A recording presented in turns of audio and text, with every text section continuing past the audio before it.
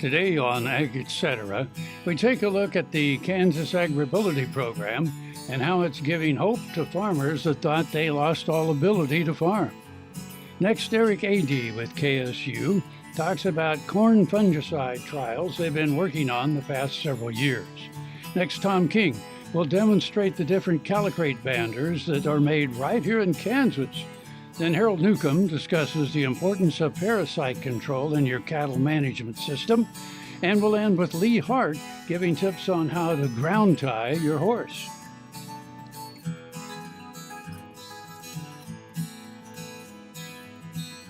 Closed captioning brought to you by Ag Promo Source. Together we grow. Learn more at agpromosource.com. This segment brought to you by Kansas Regenerative Medicine. Your stem cells, your health, your life. I'm Ginny Sharp with Kansas AgriAbility, and I'm really excited to be here with Women Managing the Farm. And I want to tell you a little bit about our Kansas AgriAbility project. We are trying to promote success of farmers with disabilities by keeping them on the farm and helping them with funding, modifying equipment, and usually that's done with a farm assessment that then you need a way to pay for it. So that's kind of our purpose. Our partners are K-State, University, Southeast Kansas, Independent Living Center, and Assistive Technology for Kansas project. I would do a farm visit, and I would actually sometimes just get in and ride with them for the day. I mean, it could take an hour, it could take 6 hours to get through their day and see where their barriers are, and of course listen to them and get their input because they kind of know what they need. It could be as simple as somebody with low vision that you need to color code their tools because maybe they have macular degeneration from aging, or you might need to just put some kind of cushioning on the handle of tools so they get a better grip, or it could be something as major as paraplegia, and they need a way to get in their tractor or their combine, which would be a lift. And it might be something like they're having trouble with finances, and I would hook them up with ag mediation.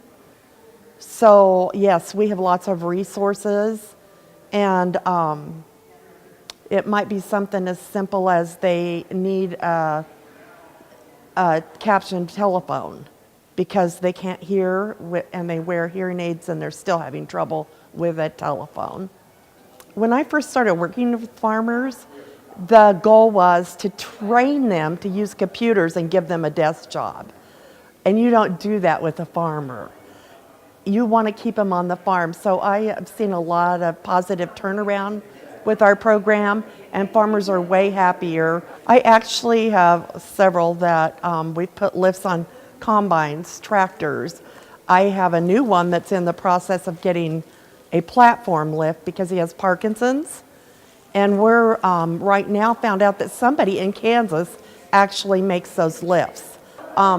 This individual I'm working with right now called me yesterday, so excited to tell me he was getting a lift for his tractor and his combine, and sometimes they only get one, depending on who's purchasing it. So I really feel like we have a lot of positives from this program. A lot of your extension offices know about us, or they can call 1-800-526-3648 for Kansas AgriAbility. To see this show and past episodes of Ag AM in Kansas, go online to agaminkansas.com. Ag Promo Source is a unique group of marketing specialists with one mission: help your ag business grow. Each affiliate has their own area of expertise, and they work together to bring you advice, products, and services. To get started, visit agpromosource.com. Ag Promo Source. Together we grow. Sure Crop Fertilizers was started by my father, Don Sherman, and my mother, Shirley Sherman. Family business that started in the 80s. We predominantly focus on plant nutrients and what we can do to give growers better responses with the fertilizer dollars that they do, and what we can do to make those things work better for the grower. We're based out of Seneca, Kansas. We work with growers in their soil analysis to figure out what they need, and then we can put those in a blend that gives them the best results, and so that we can deliver that direct to their farm so that they have those nutrients where they need them, when they need them, and so that they can apply them in a manner that's very efficient to them and works well in their planting systems and what they're doing. Sure Crop Fertilizers has been around for a long time. We always say we're big enough to take care of everything you need, but yet we're small enough to do it quickly. You can get a hold of us at 1-800-635-4743. Our website is surecropfertilizers.com, and you can always email me at Corey@surecropfertilizers.com, and with any questions you have, we're glad to answer it and work with you. Hi, I'm Kim Mandarin with Hardy Insurance. I'm here to help you with all of your farm and ranch needs. When it comes to protecting your operation and your family, you need a name you can trust at a price you can afford. Call me today or visit hardyaviationins.com. This segment brought to you by Kansas Wheat. Learn more at rediscoverwheat.org. I'm Eric Adee. I'm the agronomist in charge at the Kansas River Valley Experiment Field. We have a field outside of Topeka and also outside of Rossville. And we do corn fungicide trials every year. I work with Stu Duncan on that. And a lot of years, just because of the environment we have, we don't have enough hours of leaf wetness, especially after tasseling. When we get into July, we have low enough humidity, high enough temperatures, the leaves don't stay wet enough long enough to really promote disease moving up a plant. And most of the hybrids have some level of resistance to most of the diseases. However, last year we had an unusual set of circumstances. We had above average rainfall in August, and we had also very much cooler temperatures. And I think we had about 150 growing degree units less for the month than on average. Well, that related to having more hours of leaf wetness. We'd also had southern rust. Because we were warmer earlier, June and July, southern rust moves up from the south. It had gotten here. There was a low level of southern rust at tasseling, but because of the cooler temperatures and the moisture, it really exploded. Also, those cooler temperatures slowed down the grain fill, so we had a much extended grain fill, which results in higher yield potential, but it was longer for this fungus to actually eat up leaf tissue. So a lot of years we do not see a benefit to corn fungicide application. At best, maybe 5 or 6 bushel, which is about a break-even proposition. But this year we saw up to 20 and over 20 bushel an acre increase due to fungicides. Now, if we have the same kind of scenario, we would probably have the same kind of results. But that was not, last year was not a normal year. But it's just something to be aware of. What are the conditions? Do we have the diseases? Is the crop susceptible to this particular fungus? And are we having the conditions? Hours of leaf wetness is very critical for that. KFRM is one of the largest farm radio stations in the nation, dedicated to informing and entertaining rural listeners from northern Oklahoma to southwestern Nebraska. You can catch KFRM in many ways. Of course, 550 on the AM dial, streaming at kfrm.com, or on your smartphone by going to the TuneIn Radio app, or on Ag AM in Kansas on Tuesdays and Facebook every day of the week. KFRM, tune us in. You'll be glad you did. Valley Vet Supply is devoted to providing information and professional quality products at reasonable prices. Valley Vet Supply.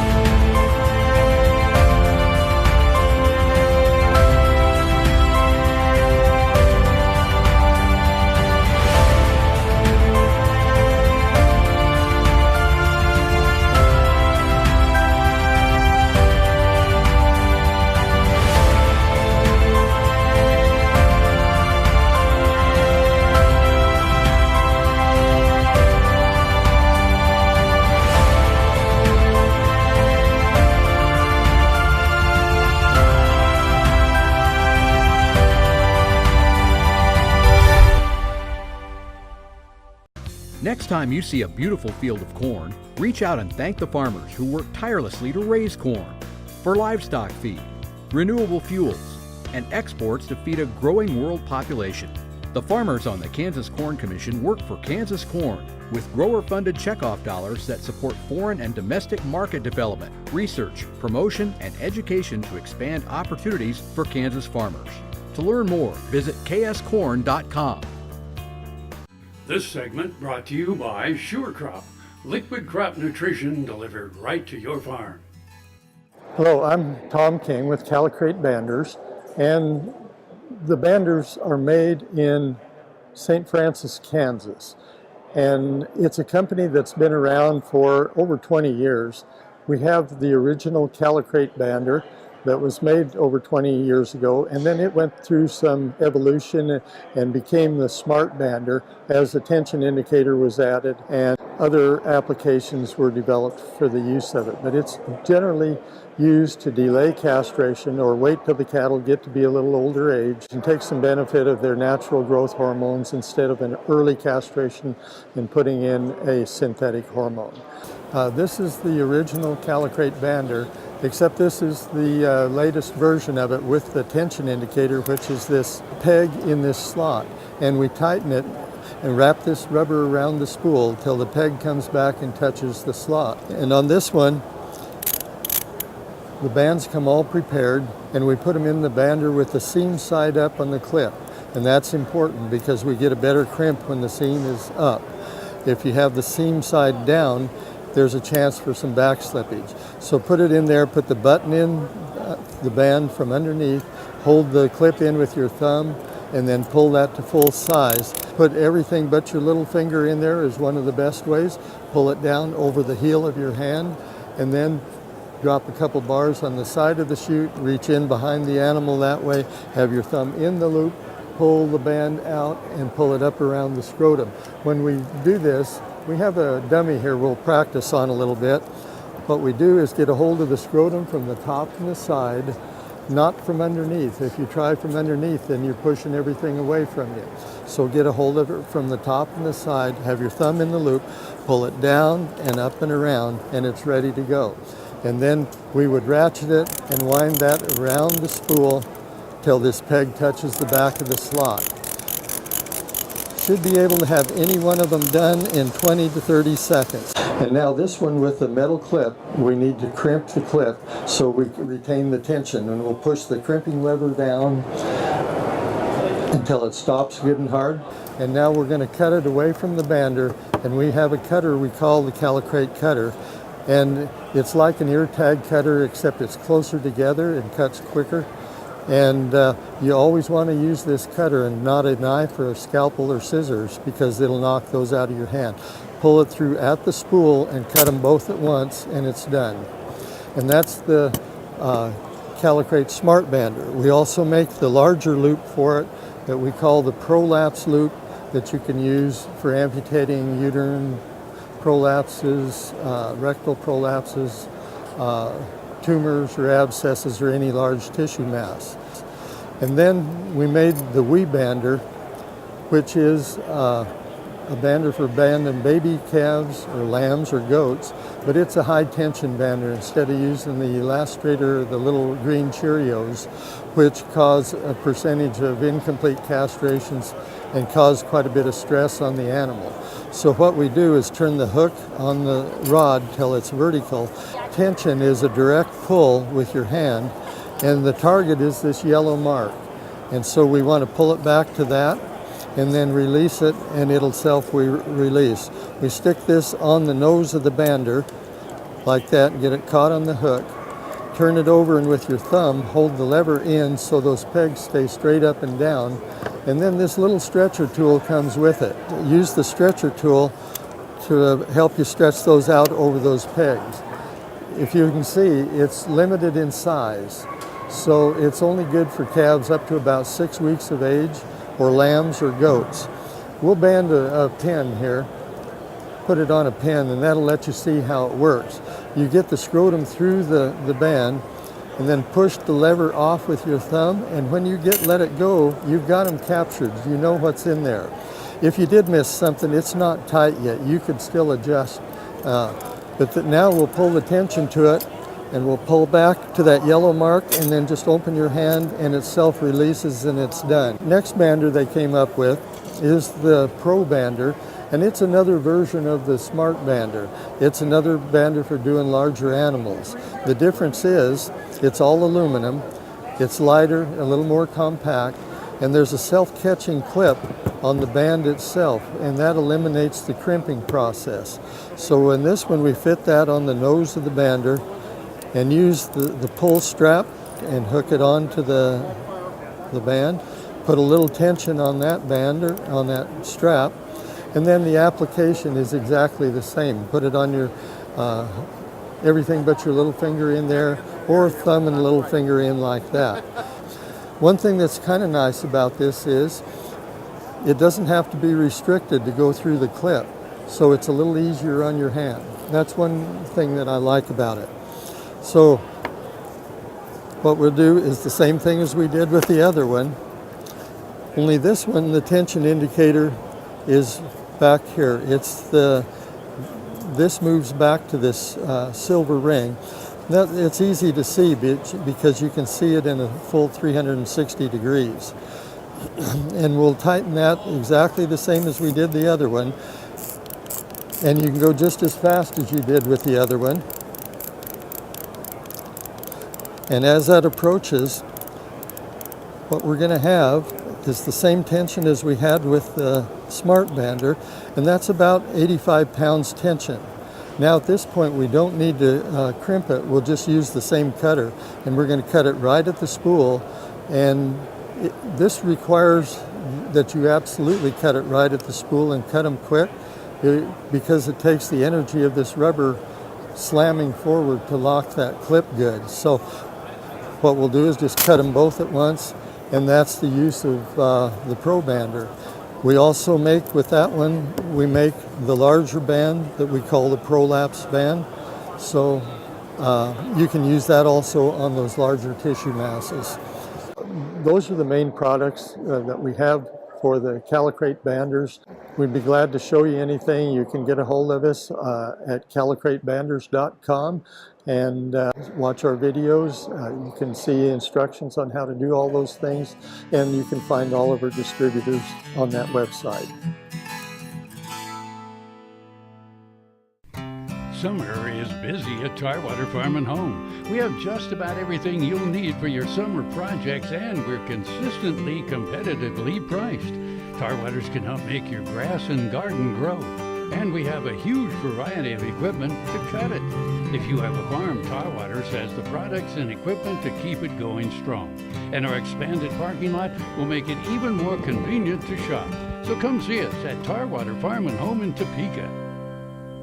As fourth-generation farmers themselves, Heinen Brothers Ag Service understands the risk and rewards of farming. So when it comes to quality aerial and ground application, fertilizer, ag chemicals, and anhydrous ammonia, call Heinen Brothers Ag today, 800-760-4964. This segment brought to you by Kansas Corn. Learn more at kscorn.com. $200. That's how much parasites can cost producers over an animal's lifetime. Research shows that the organisms affect everything from gain and final grade to reproduction. Animals that were strategically dewormed generally had weaning weights that were probably somewhere between 30 and 50 pounds heavier than non-strategically dewormed animals. You saw that if you strategically dewormed the cow herd, you could see an increase in conception rate of 10 to 11%. Those are huge economic figures. That's why it's so important to use the right products at the right time.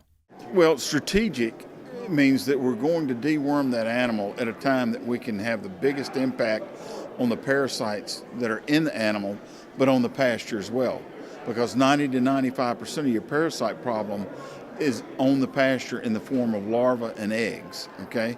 So if we just deworm the cow or the animal without any consideration of what we're doing out here, we don't get very far. Plans vary by region, but Harold Newcomb generally recommends targeting 6 to 8 weeks after grass green-up, then following up after that. Treatment is more effective when using different classes in combination, as opposed to using the same dewormer every time. And so eventually, over time and repeated use of those products, you will select for a population of worms that are able to live through that treatment.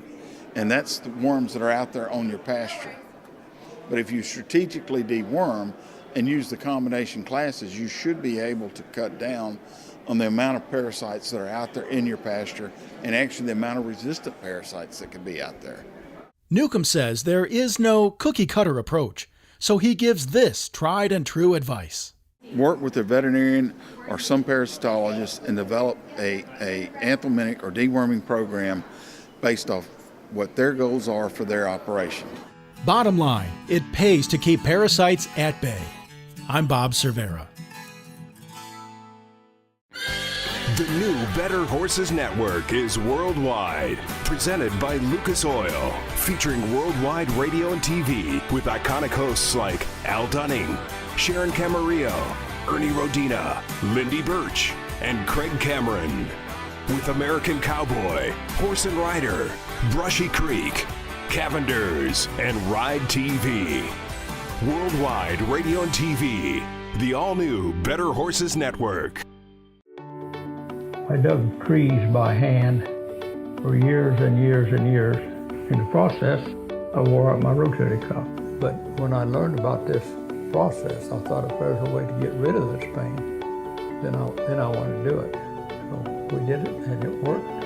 I'm not going to go out and dig trees with a shovel anymore, but I can do the things that I want to do now.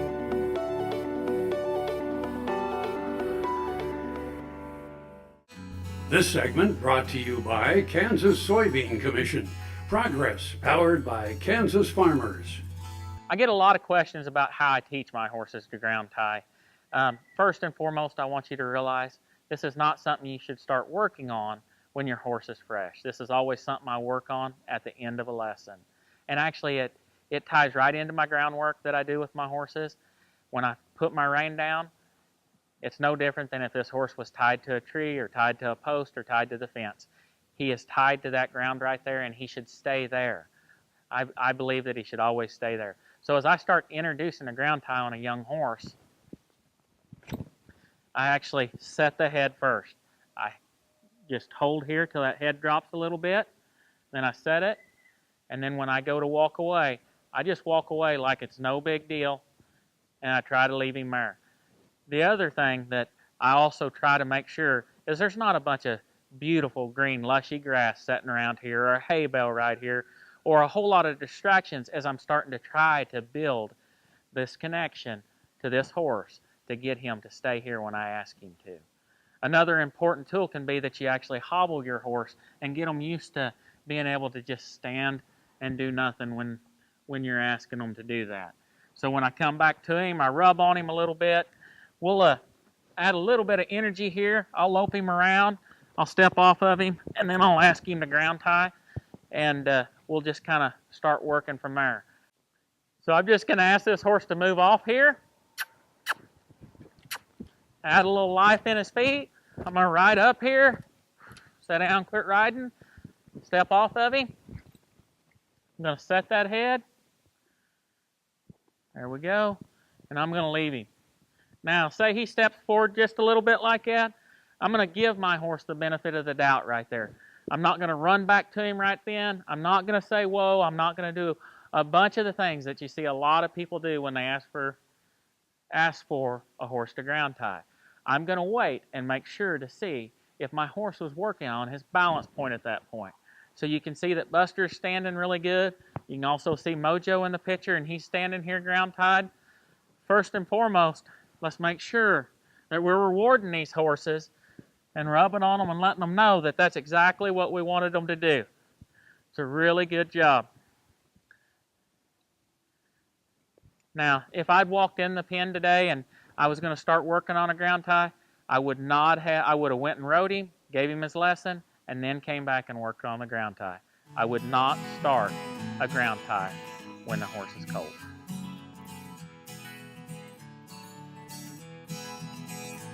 Closed captioning brought to you by Ag Promo Source. Together we grow.